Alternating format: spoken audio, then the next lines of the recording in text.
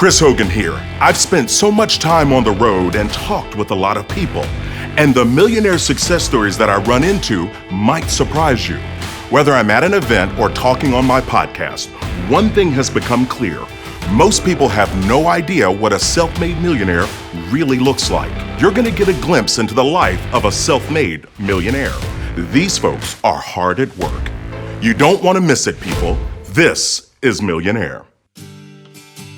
My name is Andy. I'm 47 years old. I live in the Indianapolis area. I am a single father. I am an engineer. I've got a degree in engineering from Purdue University. Today, my worth is $3.7 million today. But I personally cherished earning my own money to get things that I want. So I started cutting grass at age 12. And my goal at the time was to make $200 that summer. 200 was blown away. I think I ended up making over $1,000 that summer. And it really opened my eyes that it doesn't matter how old you are, you can make money, but more importantly, I think goal setting set in.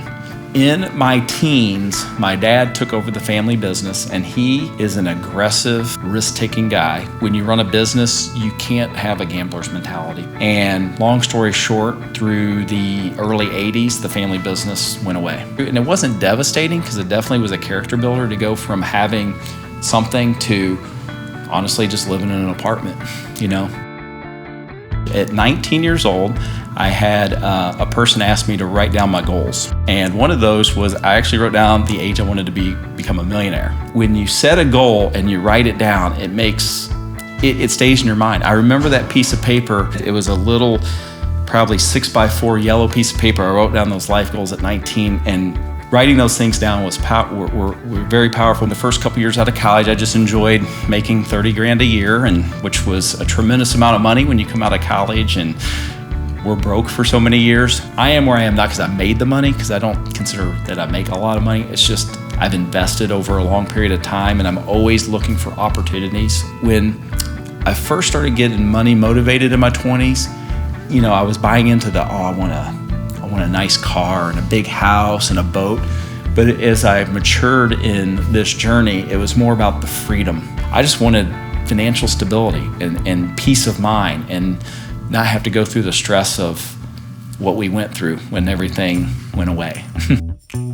So I started looking for opportunities outside of 9 to 5 to make more income. Mutual fund program where they would just immediately draft out of your account each month at the beginning of the month. Most people like to say, oh, at the end of the month, I'll put some money away in savings or investments, and there's always more month than money, as they say. Pay yourself first. At the beginning of the month, when you get your income or your check, you put a set amount away. Mid to late month, sometimes I ran out of money. It will force you to figure out the rest of the month. When I started practicing the pay yourself first principle, I wanted to draft it out as much as I could and be a little uncomfortable, but not worry that the month was gonna run out. So I started doing that, and that amount that I kept putting away each month, in addition to the 401k, and they did the traditional 3% match, and it just continued to go up and up. I'm in my 20s at the time, and right about that time I met my wife. Is we had exactly the same mentality. We bought used cars, we bought used furniture, we put all the money we could away. It was fun to us just to see how much we could save and invest. What I've discovered through my journey is that successful people that do it on their own, they're just down-to-earth people. If you approach them, talk to them, they'll help you. And that's kind of why I'm doing this segment now, because my goal is to teach people what was taught to me by people who took time.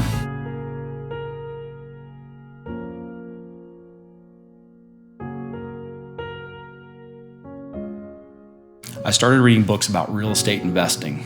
My wife at the time was battling cancer, and one of the dreams we had was to buy a lake house.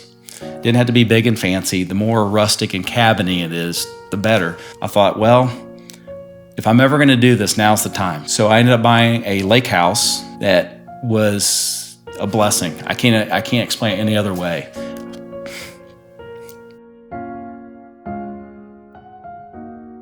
As my wife was dying, she thanked me for that. So that lake house means a lot to me. Well, that place is now an income source for me. I've got people who love living there. They're taking care of it. Consider myself a real estate investor, and I need to knock on wood, it's going well. Money to me is just, it's a tool. I'm just a steward. And with that money I've made, I've been able to help a lot of people. I helped put a woman through college. I helped a friend buy a house. I helped another friend buy a car.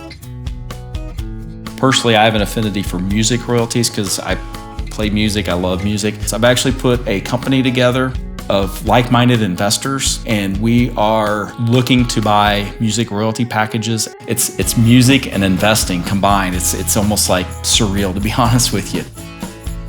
You have to find either books or people. You have to immerse yourself, and you have to get your mindset that it's possible. Honestly, I feel like I'm a student of money because every day I read. To me, the most important thing is do something even if it's small.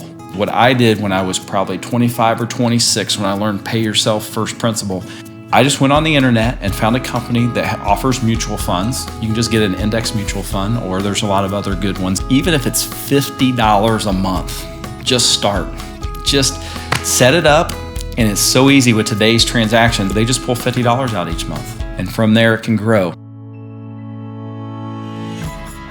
The challenges I faced, when are you gonna get a new car? You guys eat at that restaurant? I mean, those things were real. I heard them. A lot of those people are gonna probably watch this. I'm not laughing at them. I'm just like, it worked.